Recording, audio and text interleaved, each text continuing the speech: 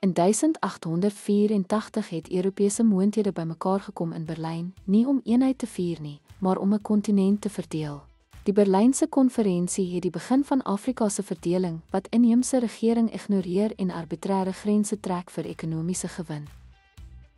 Die wedloop om Afrika en kolonisasie tot die 1960 is Berlynse konferensie 1884-1885. Europese moondhede het vergader om reëls vir die kolonisering van Afrika te formaliseer, inheemse regeringsstelsels te ignoreer en gebiede te verdeel vir ekonomiese en strategiese gewin. Brittanje, Frankryk, België, Duitsland, Portugal en Italië het as die belangrikste koloniale moondhede na vore gekom. Ekonomiese uitbuiting, kolonies is hoofsaaklik gebruik vir hulpbronontginning, soos rubber uit die Kongo, goud en diamante uit Suid-Afrika, en kontantgewasse soos kakao uit Wes-Afrika.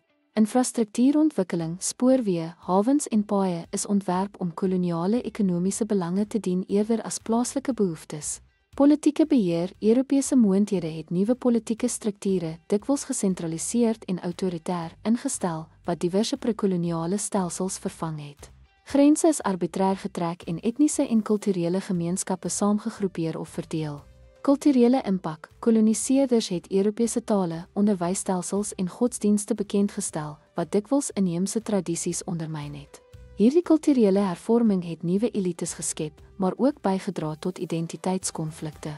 Weerstand en vroeë nasionalisme, Afrika-weerstandsbewegings het gedurende die koloniale era begin, soos die Maji-Maji-rebellie in Duits-Oos-Afrika en die Herero en Namagya-opstande in Namibië. Teen die middel van die 20ste eeu het politieke bewegings vir onafhanklikheid sterker geword, gedryf deur leiers soos Kwame Nkrumah in Ghana en Jomo Kenyatta in Kenia. Op pad na onafhanklikheid, 1945-1960, die Tweede Wêreldoorlog het Europese moondhede ekonomies en polities verswak, wat dekolonisasie versnel het. Die 1950s en 1960s het 'n golf van onafhanklikheid regoor Afrika gesien, beginnende met Libië in 1951 en Ghana in 1957. Hoewel baie nasies uitdagings van die koloniale era soos kunsmatige grense en ekonomiese afhanklikheid geërf het. Ten slotte, die Scramble for Afrika en daaropvolgende kolonisasie het die kontinent se grense, regering en ekonomie hervorm. Terwyl onafhanklikheidsbewegings in die middel van die 20ste eeu formele koloniale bewind beëindig het, beïnvloed die nalatenskap van hierdie tydperk steeds Afrika se politieke en sosiale realiteite vandag. Dankie dat u by ons aangesluit het.